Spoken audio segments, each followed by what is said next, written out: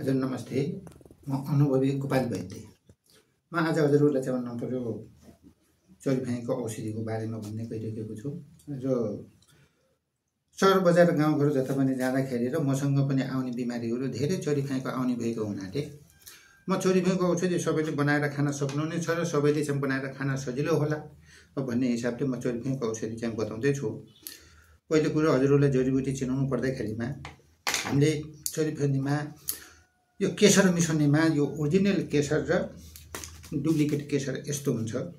यो डुप्लिकेट केसर हो, यो ओरिजिनल केसर चाहिँ भन्नु पर्यो प्रयोग गर्नु होला। र दुईटा केसर मुखमा राख्दाखेरि एकदम प्यालो चाहिँ आउँछ।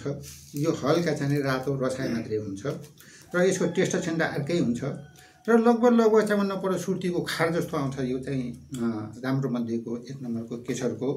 यो केसरको विषयमा चाहिँ भन्नु पर्यो हजुरलाई बताइयो यो ओरिजिनल केसर भयो। अब मैले डुप्लिकेट केसरलाई राखेर ओरिजिनल केसर मात्रै हजुरहरूलाई देखाएँ। यो केसर भयो। हामीले हिङ मिसाउने भनेर चोरीफाइको औषधिमा हिङ मिसाउने भनेर भनेका छौँ। चोरीफाइको औषधिमा हिङ मिसाउँदाखेरिमा यो हाम्रो डुप्लिकेट हिङ हो। कुनै गिलो पाइन्छ, कुनै सारो पाइन्छ, कुनै चाहिँ भन्नु पर्यो हजुरहरूको मसिनो पाउडर पाइन्छ। तर हिङ हामीले लिनु पर्दाखेरिमा यस्तो प्रकारको हिङ ल्याउनु होला। राम्ररी हेर्नुहोस् हजुरहरूले चिन्नुहोस्। यस्तो प्रकारको हिङ किन्नुहोस्। सहर बजारमा जहाँ किन्ने किन्नुहोस्, तर यस्तो प्रकारको हिङ किन्नुहोस्। यो एक फेर हातमा लाउनु भयो भने यो दिनभरि लगभग चाहिँ हजुरहरूको हात बसाइरहन्छ, हिङ बसाइरहन्छ। यो ओरिजिनल हिङ हो। र यो हिङलाई पनि डुप्लिकेट हिङलाई पनि मैले यतातिर राखेँ। अब ओरिजिनल हिङ मात्रै हजुरको यहाँ राखेँ। त्यस पछाडि गएर हजुरको यो हो सतुवा। प्रायः जसो धेरै जसो पाहाडमै पाइने चिज हो यो सतुवा भनिन्छ। भरिसक बाला सतुवा भन्दा पनि अलि छिप्पिएको गाँठा भएको सतुवा ल्याउनु भयो भने धेरै राम्रो हुन्छ। र सबैले चिन्नु भएको छ यो निर्मसी हो। यसलाई निर्मसी भनिन्छ। यो यस्तो प्रकारको हुन्छ, राम्ररी चिन्नुहोस्। यो हो निर्मसी। अब हजुरलाई एउटा अर्को चाहिँ फेरि सकली र नकली अर्को चाहिँ भन्न पर्यो बताउँदैछु। हाम्रो यो वंशलोचन भनेको हाम्रो गाउँघरमा जसले बाँस काट्छ, ढोका बुन्छ, जसले बाँस चिर्छ, त्यस्ताले यो वंशलोचन बाँसभित्र भेटिन्छ। र वंशलोचन भन्नुपर्दा बाँसभित्र जमेको पानीलाई वंशलोचन भनिन्छ। यो धेरै पाइन्न। 10 ग्राम, 15 ग्राम, 20 ग्राम चाहिँ त्यस्तो हिसाबले पाइने हो। हजुरले बजारमा किन्दाखेरि यस्तो वंशलोचन पाउनुभयो भनेपछि काम गर्दैन। फेरि यस्तो वंशलोचन एउटा चाहिँ नपर्यो मुखमा फाल्नुभयो भने जिब्रो च्याप चाहिँ समात्छ। यसमा पानी भरियो भने बल्ल छोड्छ। यो अब म तपाईँहरूलाई भन्न सकिनँ कस्तो प्रकारको वंशलोचन भन्ने कुरा मैले हजुरहरूलाई चिनाएको मात्रै हो। र अर्को कुरा यो वंशलोचनलाई पनि मैले तल बनाएर ओरिजिनल वंशलोचन माथि राखेर हजुरहरूलाई यो बताएँ। अब सुन्नुहोस्। यो इलाचीको दाना हो, फुकेको बाहिरबाट बोकेर फाले। यो अतिस हो। यो सर्वगन्ध। यो दाङको हिसाबले म दाङबाट बोलिरहेको हुनाले र दाङको हिसाबले भन्दाखेरिमा चौधरी भाषामा यसलाई धम्मन बिरुवा भनिन्छ। धम्मन बिरुवा भनेर चिन्दा पनि हुन्छ हजुरहरूले। र हामीले किन्दाखेरिमा सर्वगन्ध भनेर किनौँला।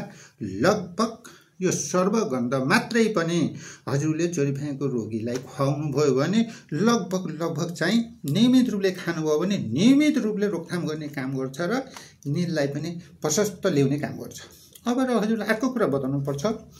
यसमा हामीले मिसाउनु पर्ने कपुर भएको हुनाले यो कपुर होइन। हजुरले यो कपुर मिस्नु होला, त्यहाँ भुल होला अथवा औषधि बिग्रेला, नोक्सान गर्ला भनेर मैले हजुरहरूलाई चिनाउन खोजेको। यो कपुर होइन हामीले राख्ने, यो खाने कपुर हो। ल हेर्नुहोस्, यस्तो हुन्छ खाने कपुर। पूजाको दोकानमा गएर खाने कपुर दिनुहोस् भन्नुभयो भने हजुरले खाने कपुर पाउनुहुन्छ। यसलाई पनि यतातिर ओरिजिनल माथि राख्यो अनि यो कपडामा राख्ने कपुर तल राख्यो। अब हामीले हजुरलाई बतायौँ यार्चा गुम्बा। यार्चा गुम्बा नचिन्ने त को हुनुहुन्छ र दुनियाँले चिनेको छ, कसैले मात्रै नचिनेको होला। तर यो हो यार्चा गुम्बा। अनि यो जेठी मधु मुरठी भनेर भनिन्छ। हिन्दीमा मुरठी, नेपाली भाषामा जेठी मधु। यो हो पिप्ला। यो लोकल पिप्ला हो। फेरि अर्को हाइब्रिड पिप्ला भनेको यो हुन्छ ठुलो पिप्ला। तर यो पिप्ला नभएर हजुरहरूले लिने भनेको यो सानो लोकल पिप्ला ल्याउने हो। अब रह्यो अश्वगन्ध। यो अश्वगन्धको जरा। यो अश्वगन्धको जरा यस्तो हुन्छ। अश्वगन्धा ल्याउँदाखेरि यस्तो प्रकारको हड्डीवाला भयो माथिको भने यसले त्यति काम गर्दैन। अश्वगन्धा ल्याउँदा मोटो मोटो बीचमा फुल्लेको यस्तो हिसाबको अश्वगन्धा लिनुपर्छ। अब सुने पक्षहरू, 1 यो पर्यो केशर, 2 हिङ, 3 सतुवा, 4 निरमसी, 5 वंशलोचन, 6 इलायचीको दाना, 7 अतिस अनि 8 सर्वगन्धा, 9 कपुर, 10 याचा गुम्बा, 11 जेठी मधु, 12 पिप्ला, 13 अश्वगन्धा, 14 जटामसी। यो जटामसी किन्दाखेरि हजुरहरूले यस्तो हिसाबले लिनु होला। कतिपय आजभोलि चाहिँ रङ पेन्ट गरे पनि हुन्छ, सेन्ट त्यस्तै राखे पनि हुन्छ। जटामसीलाई तोडेर यसरी हेर्नु होला। यसरी हेर्नुभयो भने एकदम राम्रो चाने खुशबु आउँछ, यसलाई भनिन्छ जटामसी। अब कति कति राख्ने र कुन कुन आइटम के कति राख्ने भन्ने हिसाबले म हजुरहरूलाई के बताउँछु भन्दा, अब यो मिश्री अलि पछि बताउँछु।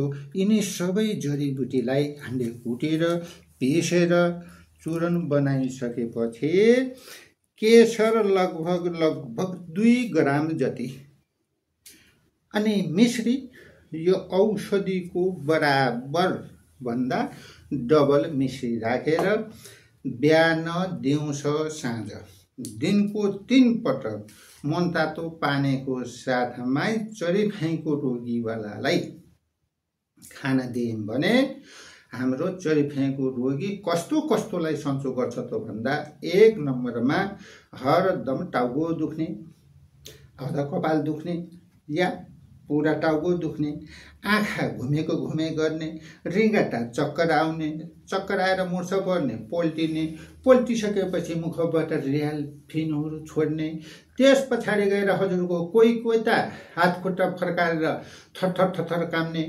मन्टो बटार्ने, अनि कसैले त जिब्रो काटेर दाँत बाँध्दाखेरि जिब्रो काटेर मुखबाट खुन आउने, त्यस पछाडि गएर हजुरको एकदम कसैले त पिसाब छोड्ने, दिशा छोड्ने, अनि हजुरको लगभग उठेर दौड्न खोज्ने, मान्छे नचिन्ने, कोही आनन्दले एकछिन सुतेर उठ्छ, कोही धेरै बेरसम्म फत्र गर्छ, कोही धेरै वर्षसम्म चिच्याउँछ, विभिन्न प्रकारको चाहिँ आवाजहरू निकाल्छ।